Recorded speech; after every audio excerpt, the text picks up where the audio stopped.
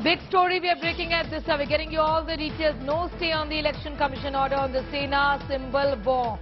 The court is hearing the matter in the petition filed by former Maharashtra Chief Minister Uddhav Thackeray. There's been no stay on the election order on the Sena symbol war. Remember, the Election Commission had ordered that the bow and arrow symbol is going to go to the Eknath Shinde faction of the Shiv Sena. And for the moment, there's going to be no stay on the Election Commission order.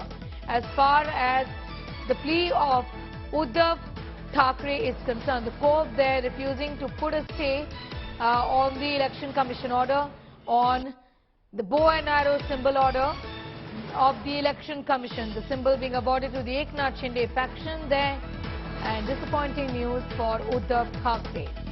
With the apex court refusing to put the Election Commission Sena order on hold.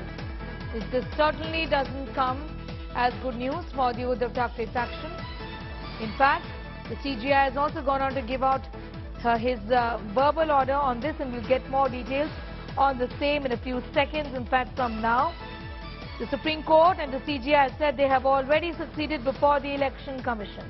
We can't now stay the order. Undoubtedly a big setback to the Uddhav Thackeray faction. It's a win-win situation for Eknath Shinde. Okay, now more details emerging, with the Chief Justice of India also raising questions on whether this order of the Election Commission about the bow and arrow symbol have any issues concerning bank account and property. And this is a question that was asked of the Uddhav Thackeray camp in court.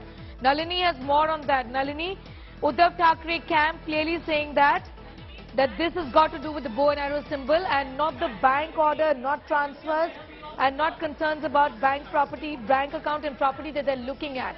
Nevertheless, it's a setback for Thackeray. Well, yes, Neha, it is definitely coming in as a small setback to the Uddhav Thackeray faction, because they were essentially hoping that the Election Commission order will be stayed by the Supreme Court, because the larger questions pertaining to this case are still pending before the top court.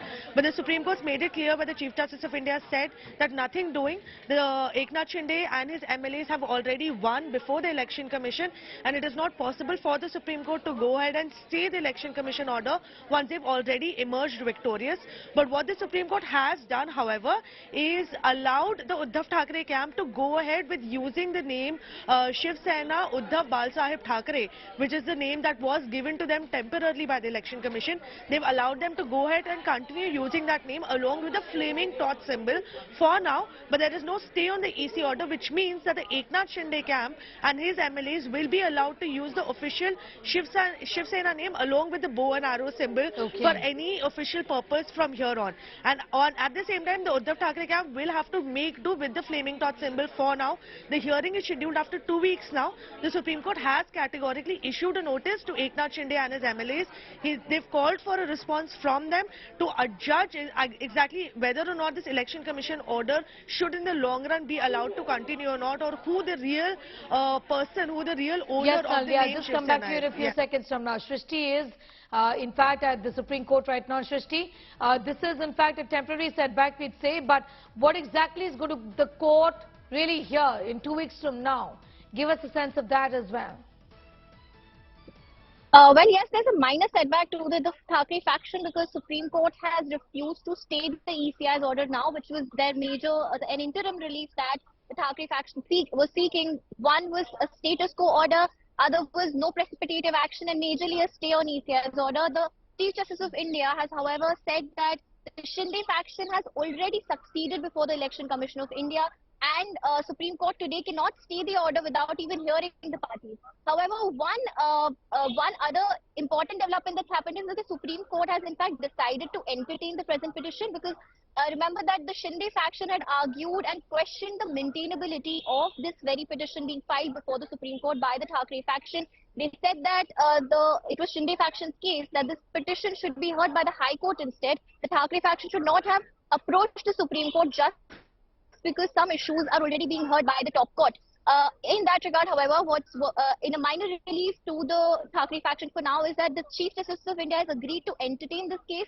The Supreme Court will now be hearing the case, and the case will not be going to the High Court.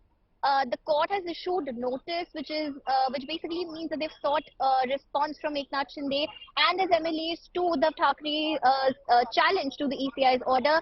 and the court has asked them to file counter affidavits. And in the meanwhile, even though there is no status quo order, the court has recorded assurances by the Shinde faction that they will not proceed to disqualify Uddhav Thackeray or members of his group until the Supreme Court decides the appeal against the EC order.